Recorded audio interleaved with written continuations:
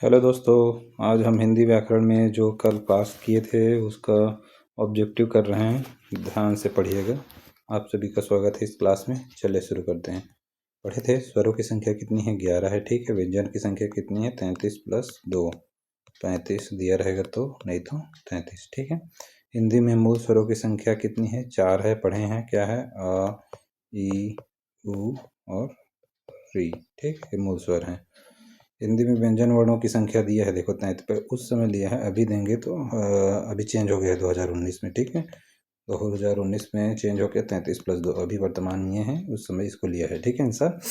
मात्रा के आधार पर स्वरों के मुख्यतः कितने भेद होते हैं, तो मात्रा के आधार पर 2 होते हैं। ठीक है, ह्रस्व और दीर्घ स्वर। ठीक है, ह्रस्व स्वर और दीर्घ। अर्थ के विचार में संज्ञा कितने प्रकार की होती है, अर्थ के आधार पर 5 होती है संज्ञा होती है। ठीक है, क्या, व्यक्तिवाचक, जातिवाचक, फिर उसके बाद समूहवाचक, फिर उसके बाद है भाववाचक, और ऐसे करके। ठीक है। गणना की दृष्टि से संज्ञाएं कितने प्रकार की होती हैं, गणना की दृष्टि से संज्ञाएं मतलब संज्ञाएं 2 प्रकार की होती है। ठीक है।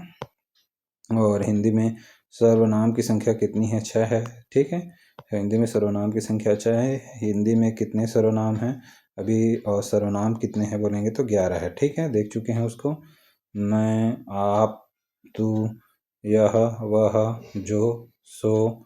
उसके अलावा क्या क्या है, जो सो हो गया, कौन, क्या, कौन, ऐसे करके। ठीक है, 11 हैं। रचना की दृष्टि से क्रिया के कितने भेद हैं, क्रिया के ना, रचना की दृष्टि से क्रिया के 2 भेद हैं, सकर्मक क्रिया, अकर्मक क्रिया। ठीक है। व्युत्पत्ति की दृष्टि से धातु के कितने प्रकार होते हैं, 2 प्रकार के धातु होते हैं, मूल और यौगिक हो गया।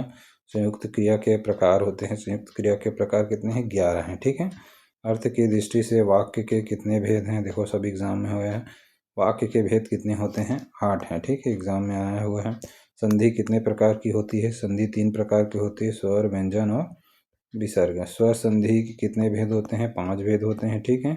समास के प्रकार कितने हैं, समास के कितने प्रकार होते हैं, समास के होते हैं 6 प्रकार हैं। ठीक है। प्रयोग की दृष्टि से समास के कितने भेद हैं, 4 है। प्रयोग आ गया तो 4 है। ठीक है। द्वंद्व समास के कितने भेद हैं, द्वंद्व समास के 3 हैं। इतरेत्तर द्वंद्व समास, वैकल्पिक द्वंद्व समास और समाहार जो भी था, इस तरह से 3 प्रकार होते हैं। ठीक है। कर्मधारय समास के कितने भेद हैं, कर्मधारा समास के कितने भेद हैं, पढ़ चुके हैं, 4 है। विशेषणों, विशेषण, विशेष्य और विशेषणों भयोपद और विशेष्य भयोपद। ठीक है। हिंदी में कारकों की संख्या कितनी है, 8 पढ़ चुके हैं।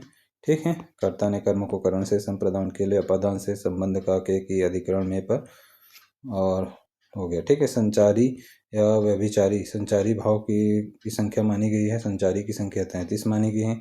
काव्य में रस की संख्या मानी गई है, काव्य में रस की संख्या 9 है। ठीक है। रस के अवयवों की संख्या 4 है। ठीक है।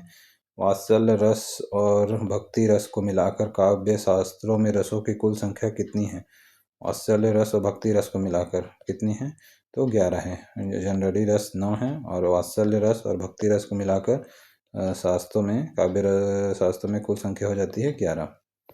उत्पत्ति की दृष्टि से शब्दों के कितने भेद है, उत्पत्ति की दृष्टि से शब्द के होते हैं 4 भेद हैं। ठीक है। और रचना के आधार पर शब्दों के कितने भागों में बांटा गया है, रचना के आधार पर भागों में बांटा गया है, तो इसको 3 भागों में बांटा गया है। मूलतः प्रत्यय के कितने प्रकार होते हैं, मूलतः प्रत्यय के 2 प्रकार होते हैं। ठीक है। सर्वनामिक विशेषण के कितने भेद हैं, सर्वनामिक विशेषण के कितने भेद हैं, 2 है। ठीक है। सर्वनामिक विशेषण का भेद नहीं है। ठीक है। कौन सा भेद नहीं है, तो सर्वनामिक विशेषण का भेद नहीं है। मूल सर्वनामिक है, यौगिक है, सांकेतिक है, व्यक्तिवाचक नहीं है। ठीक है। और संख्यावाचक विशेषण कितने प्रकार के होते हैं, तो संख्यावाचक विशेषण होते हैं 3 प्रकार के। ठीक है। संख्यावाचक 3 प्रकार के। विकारी कृदंत के कितने प्रकार हैं, विकारी कृदंत के हैं 4 प्रकार। काल के कितने भेद होते हैं, काल के होते हैं 3 भेद। ठीक है।